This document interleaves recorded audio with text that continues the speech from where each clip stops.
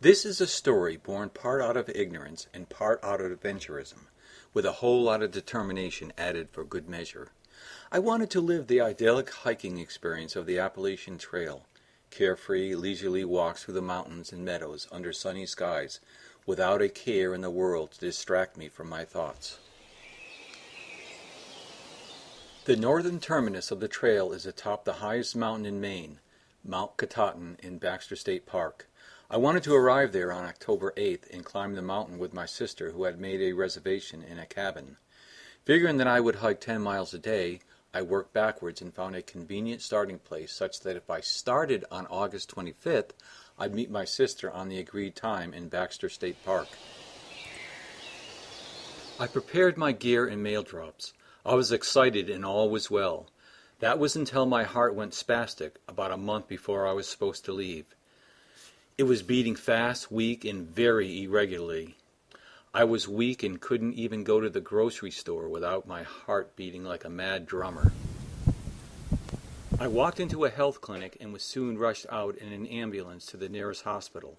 This was serious stuff. A week later, I got an ablation where they went into my heart and burned out the tissue responsible for this catastrophe. I told the doc about my plans, and he strongly suggested I forget about hiking. But after seeing my enthusiasm and being a person who understands passion and the virtues of living life to the fullest, he reluctantly gave me the go-ahead. If I developed irregular heartbeats, I was to get off the trail immediately and go to the nearest hospital. A month later, I started my 300-mile hike. After the first day, I was ready to call it quits. The trail was so steep and so rocky, it took an entire grueling day to hike 5 miles. On top of that, there was no good place to set up a tent, so I slept a few inches off the trail on a rocky slope patch of forest, squeezed in between several trees, and I was lucky to find that spot. If I was so tired after 5 miles of hiking, it would be winter before I finished. After all that planning, my basic premise of 10 miles a day was shot all to you-know-where. I decided I'd push on and see what happened. Other hikers told me although the trail is rocky and steep most of the time, you get used to it and the mileage will increase. Some of them are even doing 25-mile-plus days. As time went on, I gradually got what are called hiker's legs and was able to increase my distance to 15 miles a day. But the difficulty of the trail seldom let up. I sometimes had to climb 3 peaks over rocky and rooty trails in a single day. The hardest mile on the entire Appalachian Trail was a ravine filled with huge boulders, and the only path was right through the middle. It took me 3.5 hours to go 1 mile. Not only did I have to scale the boulders, I had to squeeze under them. A lot better than I did. We laughed at ourselves. Oh, that guy said we had to take our packs off. He was full of Oh. There we go. There were very few bridges, which made some of the river crossings extremely tricky. They put up ropes across the most dangerous rivers so hikers wouldn't get swept away in the currents when they were raging after heavy rains.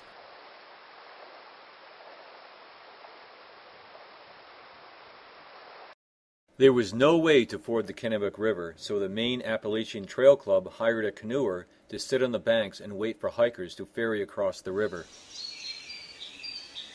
Meeting interesting people on the trail is just as rewarding as the actual hike. With thousands of other hikers, it's hard not to bump into talkative, intriguing people.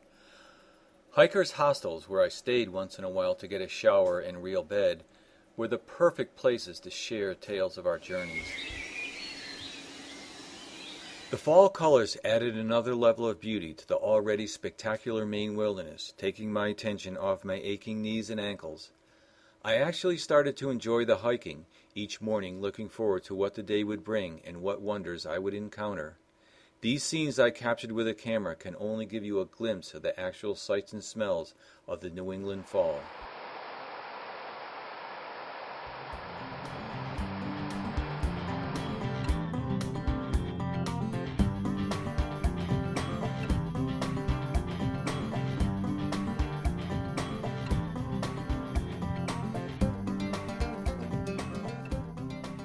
When hostile showers weren't available, the abundant lakes and rivers had to do, but as fall progressed, they became increasingly frigid.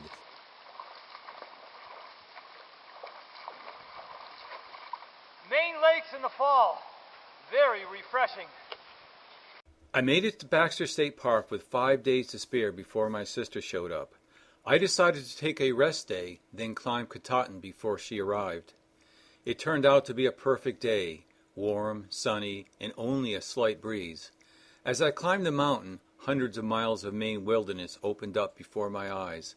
The views were indescribable. After the climb, I was holed up in a hostel for 2 days waiting for the rain to let up. It cleared up, and I was getting cabin fever, so I decided to get out and climb Katahdin for a second time. It was just as beautiful as the first time, but a whole heck of a lot colder. When my sister and niece finally showed up, we had only 1 day to climb Katahdin, and unfortunately, there was a 100% chance of rain, along with wind and possible thunderstorms. Regardless, we attempted to climb anyway.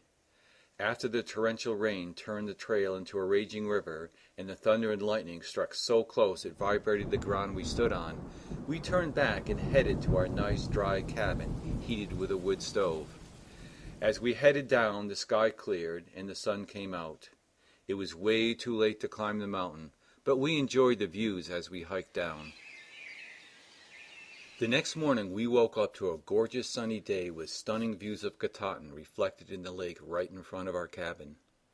We enjoyed the scenery for several hours before we headed back to Portland and started our journeys back to the routine of everyday life.